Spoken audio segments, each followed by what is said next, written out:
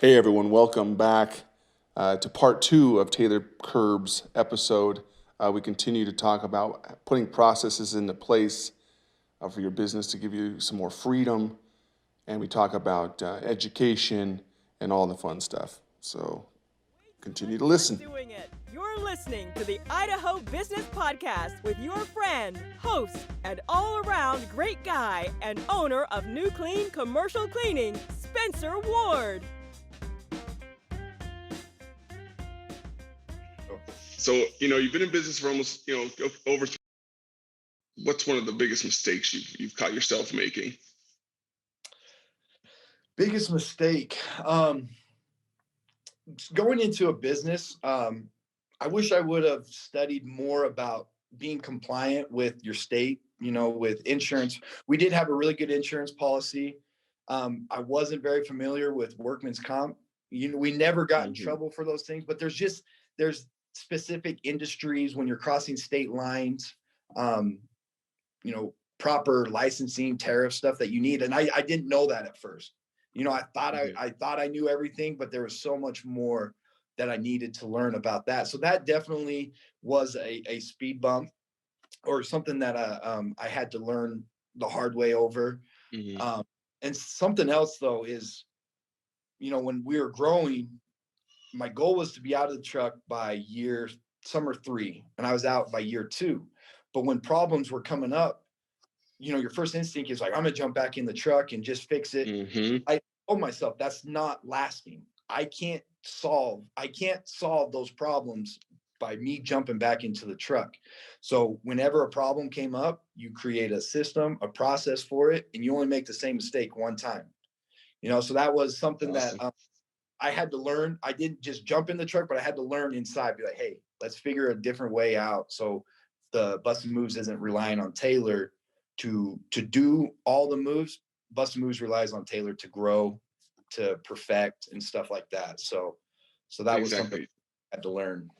You're doing the 10,000 hour work, and that instead of the $10 an hour work, and there's nothing wrong with that. I'm just saying, as an owner, you need to have that ability to put those processes in place. That's where the higher dollar an hour is, and that's where you need to spend your time. And I'm hoping people are listening right now, because what Taylor just said is instrumental when you're growing a company, because it's so easy to think, you know what, I'm just going to jump right back in it. Even when I was starting mine, I'm like, oh, someone didn't show up. Okay, I guess I'm cleaning tonight. Right. And that lasted a little bit. I'm like, this is ridiculous. Right. And it doesn't make you lazy. It doesn't make you anything like that. You got to think, am I a mover or am I an owner? Right. No, and what you said about it does make you feel lazy when someone's like, hey, I can't work tomorrow. And you're like, well, crap, I got to find so and so and so. As I'm trying to find somebody, I'm like, Taylor, no, quit being lazy, jump in the truck. But that's not a good answer. Yeah. Just because I'm not at the moves does not mean I'm just being lazy. And, Exactly. so that is a very great point. You're not lazy just because you're not jumping into your business and you physically doing that job. Exactly. And if anything, it should give you that added boost to put a system in place. Like someone says, I can't work tomorrow. Okay, well, is that part of your policy? Can people come and just say, I can't work tomorrow? Well, no, not in any other job. Can they do that? Hey, boss, I'm not working tomorrow. Oh yeah, don't worry about it. We got you covered. No, it doesn't work that way. You have policies in place.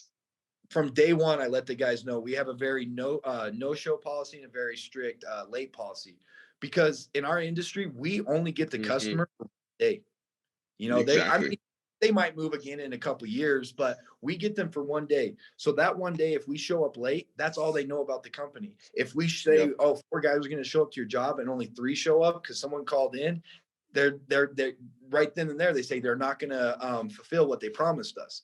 So I tell the guys from the beginning, there's no show, and being late is unacceptable. And it's amazing if you don't give them sick day options, how often people don't call in sick. It's not enough.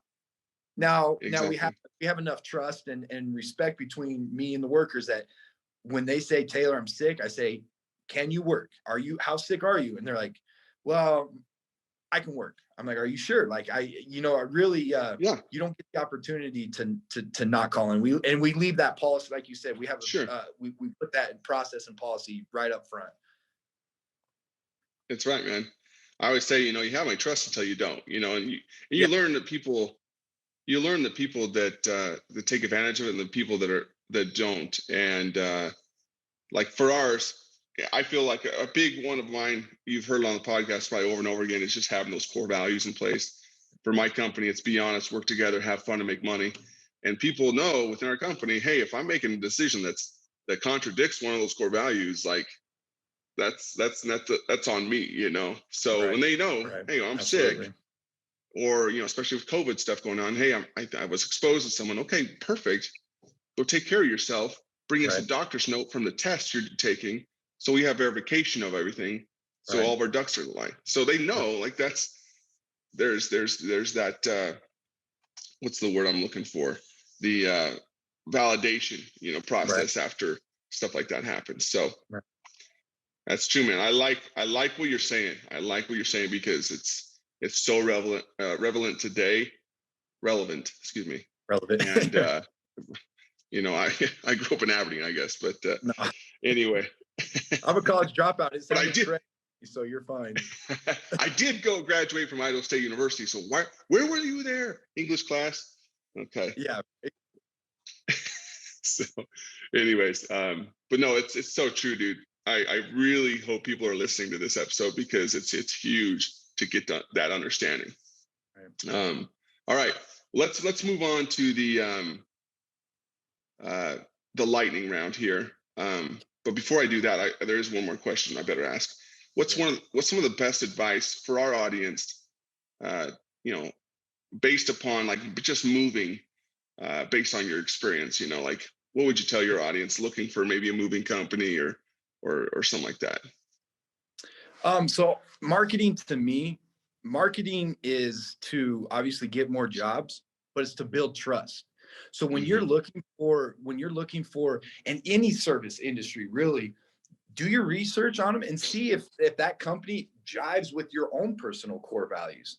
You pull up on Bus and Moves Facebook or Instagram, you're going to see our guys, you're going to see how we Mm-hmm. look, you're going to see smiles on our face. We list a bunch of our services that we do. So the best thing I could say, and it's just service business oriented, is make sure that you your personal self jive with that type of company that you're going to hire. That because you're really personable. We are in your personal space. We are touching Mm-hmm. your prized possessions. That wood chair looks like a wood chair to me, but that might be your grandma's Yep. knee. You know what I mean? Like Heirloom. yeah, Yep. exactly. So make sure that you see your core values matching up with the company's core values that you're going to hire.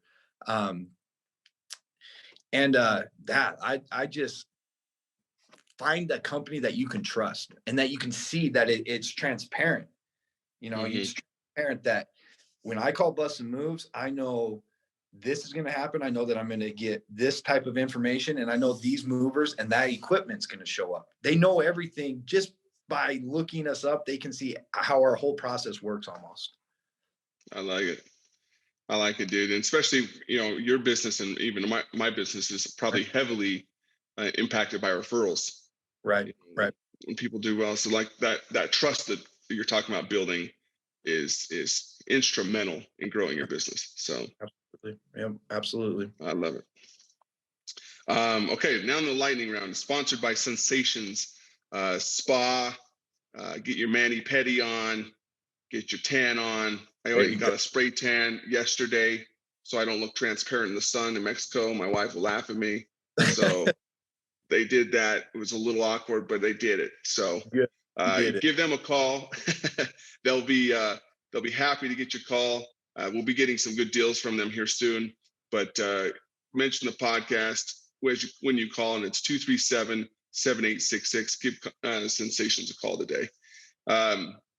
All right, for the lightning round, what's maybe one of your favorite books / software or tools that you found helpful in the last year? So I'm a big Tony Robbins guy. I mean, when I was first starting, I thinking about running a business, man, I was listening to Tony Robbins. I was listening to Relentless, you know, Michael Jordan's trainer, because I love Michael Jordan. But recently, it's kind of counterintuitive. I've been listening to this podcast called Nate Land. He's a comedian. They talk about nothing. I'm a big Seinfeld. I'm a big Office fan. Yeah. And I'm always in creation mode. I'm always like, let's create. But when I listen to that, I let my mind stop and just have a good time. And the moment I turn that off, I'm more refreshed.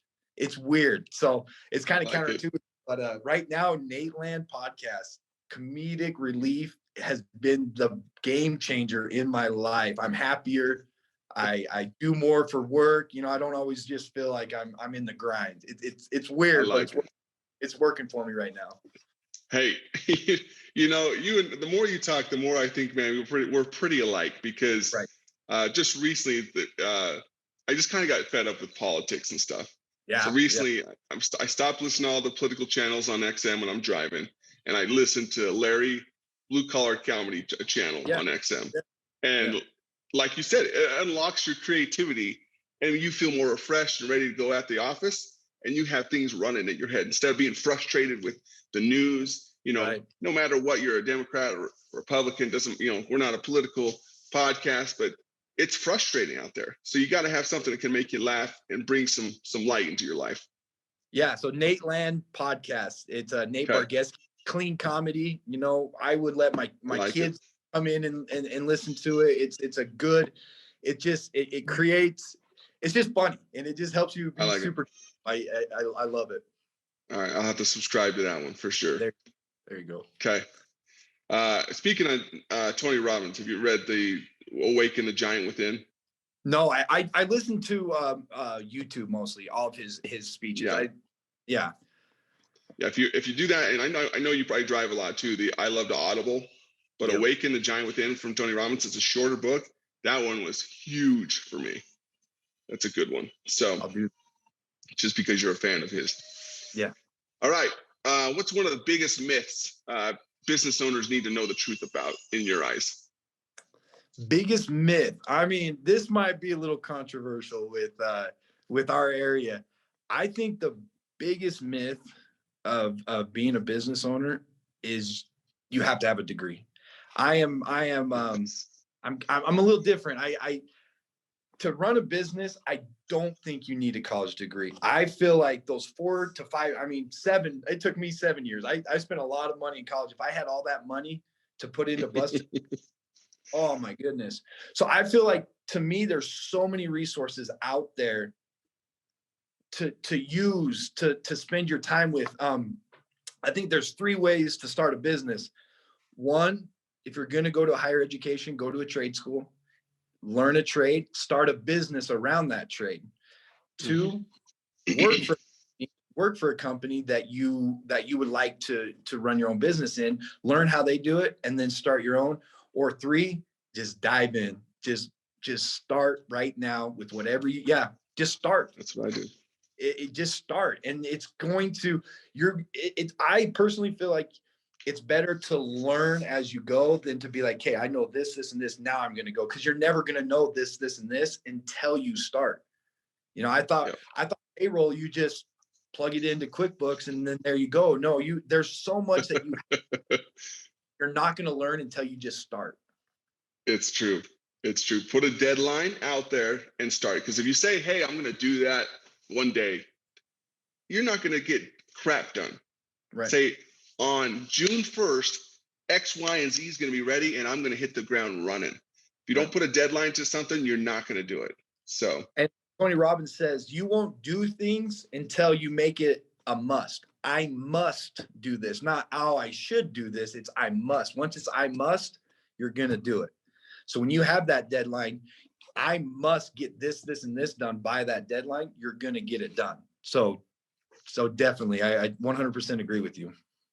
I like that a lot, man.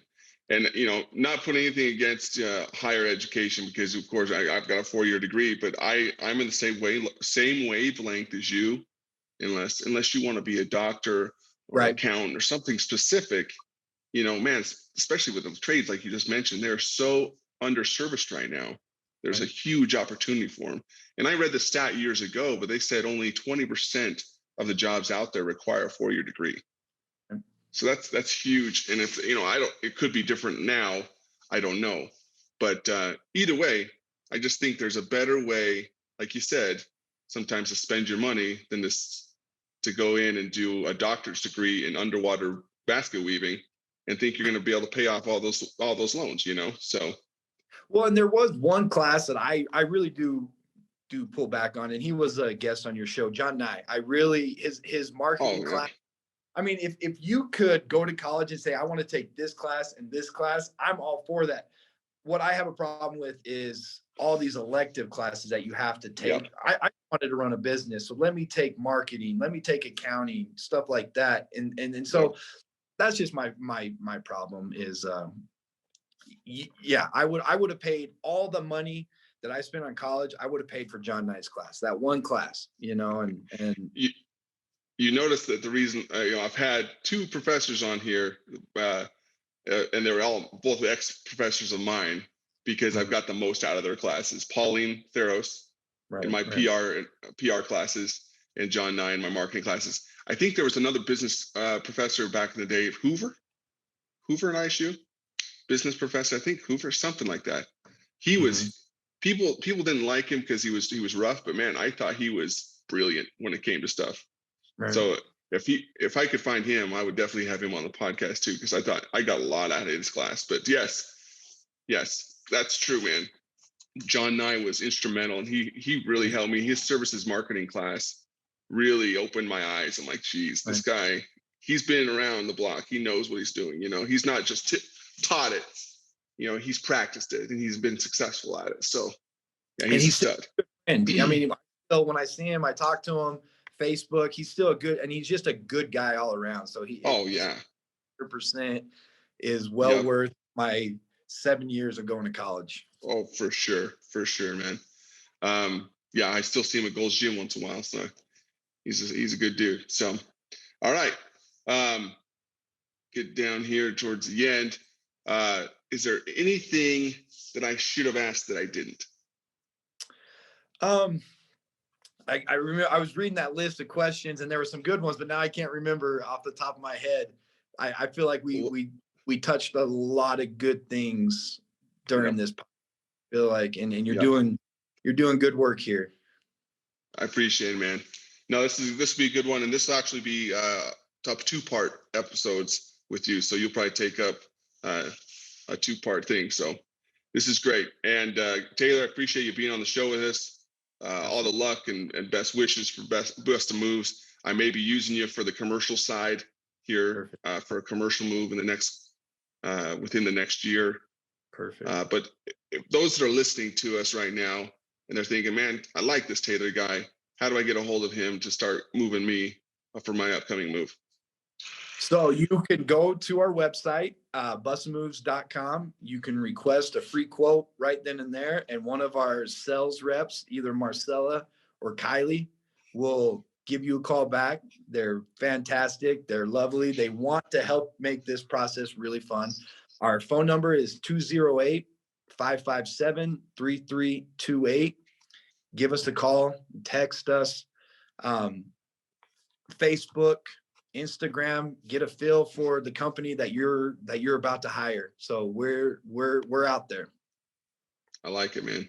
I appreciate it. And all those who are listening to us, give them a call. I'm sure you've seen the reviews that have been some highly reviewed companies here. So, and those that are listening, continue to share these episodes, subscribe, download, give me a nice rating and review.